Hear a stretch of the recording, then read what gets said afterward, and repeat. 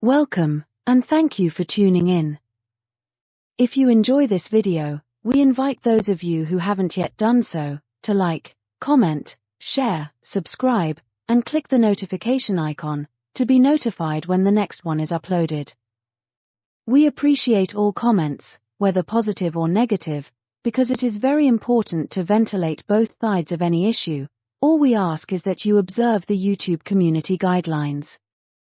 We'd like to urge those of you who haven't yet done so, to sign our online petition for an inquiry into the BBC and Channel 4's coverage of Lewis Hamilton and Abu Dhabi.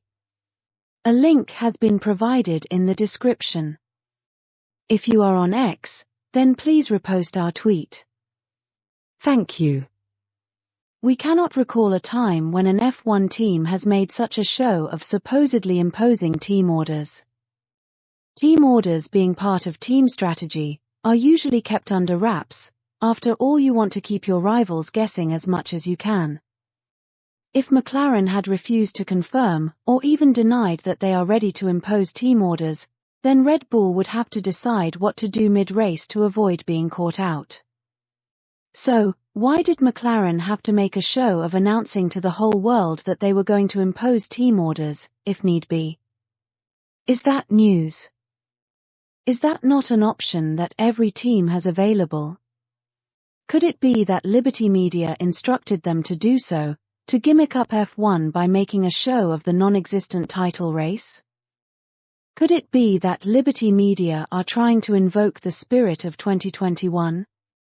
The year that they felt the need to gimmick up the season finale, after Sir Lewis had come from behind during the closing rounds of the season to overhaul Verstappen. Or, could it be that they were trying to invoke the spirit of 2016? The year that Sir Lewis came from behind during the closing rounds of the season to overhaul his teammate. Well, one thing's for sure, Sir Lewis sets the standard for coming from behind to overhaul the opposition. So, perhaps Liberty Media are trying to project the notion that Lando Norris is about to do a Sir Lewis. After all, if any driver can do it, then the GOAT is not so special.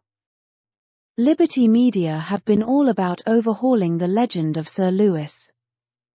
They've tried to usher him into retirement, to limit the records their paper champion has to overhaul. They've allowed their cost-cap-breaking and FIA-protected imposter to dominate the last 2 seasons to the disapproval of the viewing public. So, they are now eager to give the appearance of a surging Lando in the closing rounds of this season, after they had ensured Verstappen was sufficiently ahead before the mid-season break. However, we have always maintained that McLaren led the way in gaslighting the theft of Sir Lewis's 8th title to curry favour with Liberty Media, and this season for their efforts they have been rewarded with the Constructors' Championship. To recall, McLaren drivers, Lando Norris and Daniel Ricciardo led the way in defending Michael Masi back then. On top of that, a Zak Brown-affiliated company Motorsport was involved in the production of the fake F1 survey that falsely represented that angsty Max was popular, amongst other outrageous falsehoods. This season, McLaren have done everything they can to protect Verstappen, even after he crashed into their driver and his lapdog in Austria. Both Stella and Norris spat their dummies out in the immediate aftermath of the Austrian crash, but were soon called to order by Zak Brown. If anyone thinks that the McLaren that imposed team orders in Hungary to Max's advantage, then failed to impose team orders in Italy to Max's advantage, has now decided to impose team orders for his lapdog's advantage, then you have another think coming. If anyone thinks that Red Bull's sudden loss of pace is not down to the FIA taking their finger off the scale, now that Max is so far ahead that he can't be caught, then good luck to you. If anyone thinks that even in a straight shootout, lapdog Lando has what it takes to be a world champion, then asseyez-vous. If anyone thinks that certain things that have happened this season are not evidence of Liberty Media gimmicking up F1, then c'est la vie. Consider this. An FIA-protected Verstappen has crashed his way into a runaway lead, ably assisted by a compliant McLaren and a fawning F1 media. After he's already sewn up the title before the halfway mark, Red Bull mysteriously lose power, just at the time McLaren find some, and hey presto, lapdog Lando, whose team make a show of holding back his teammate, is now about to chase down his master. Sounds like a Hollywood scripted title race to us, but hey, let us know what you think in the comment section. People need to understand that gimmicking up sports is what Liberty Media are all about. That's why they had to proclaim that they wouldn't gimmick up F1 when they took over. That's why Marcy was pressed into producing a one-lap shootout to end the 2021 season. That's why Verstappen was gifted 3 world titles and endless records to make him appear to be a Sir Lewis beater.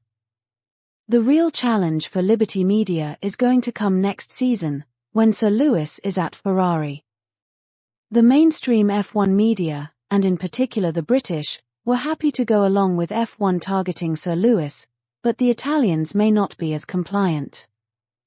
We have already seen signs of that, in the difference between Sky Italy and Sky UK's coverage of Sir Lewis, as we have shown in previous videos.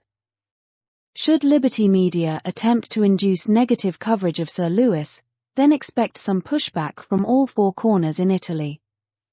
But for the rest of this season, the F1 media are committed to selling the fake narrative of a title race between Verstappen and his lapdog. The same narrative that they were trying to sell when they were claiming that this season was competitive because there had been so many different winners. But the actuality, as we pointed out in a previous video, is that Verstappen is so far ahead as to make it a race for second place rather than the title.